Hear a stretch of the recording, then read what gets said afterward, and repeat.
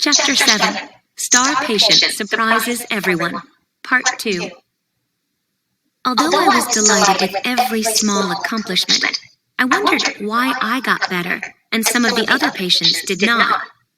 Tommy might spend the rest of his life in the iron lung. It didn't seem fair. I mentioned this to Dr. Bevis. Some cases of polio are severe and some are mild, he said. When the polio virus completely destroys a nerve center, the muscles controlled by that center are paralyzed forever. If the damage is slight rather than total, the paralysis is temporary.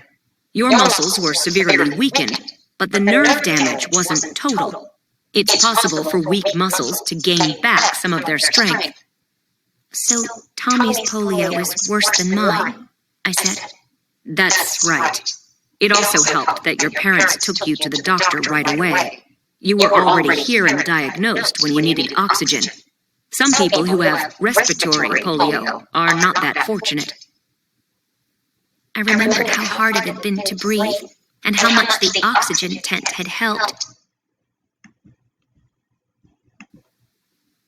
Dr. Bevis continued.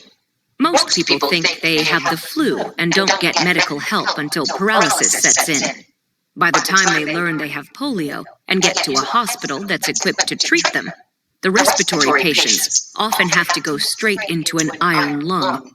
They don't get hot packs or physical therapy until they can breathe on their own again, which might be several months later.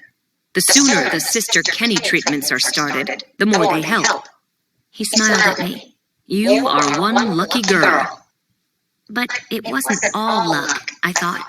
It was quick action by my parents. They helped create my good luck. I've been wondering something else, too, I said. How did I get polio when not one other person in my town got it?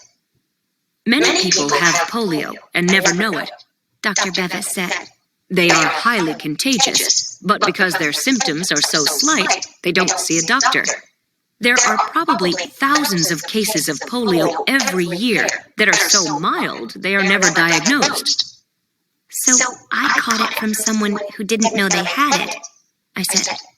It seemed unbelievable to me that anyone could have polio and not realize it.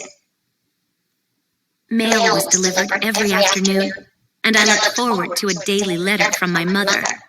Most of her letters were signed, Love, Mother, and Dad, but a few were signed with the muddy paw print.